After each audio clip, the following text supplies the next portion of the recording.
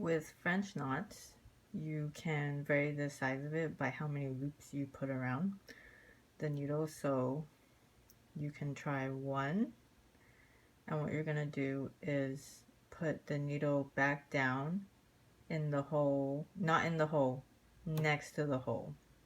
If you put it back into the hole where it came out from, you could get caught in that previous thread and it'll just make a whopping mess for you, which will be a nightmare to untangle. So just put it in the hole, in a hole next to it.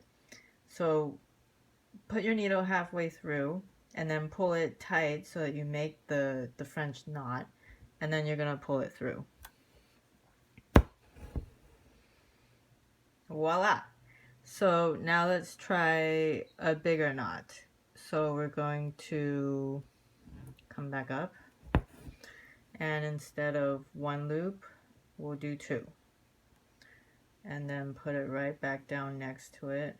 Sorry, pull it too tight. Put it right back down next to it.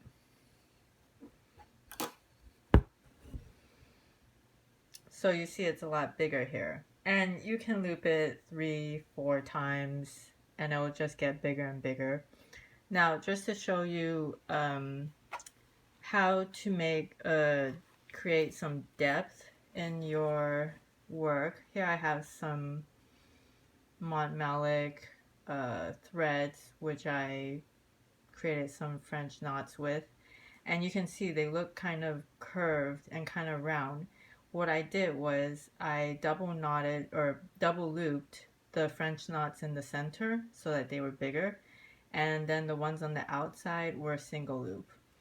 And you know, you can give it variation when you do French knots. You can kind of vary the shade next to each other, so maybe you have a light pink against a darker pink, and then give it some more shading. You can put in red color, and then just to kind of give it some complexity, you give it, you know, double loops or single loops, and you just kind of vary it, and then it starts to look really interesting.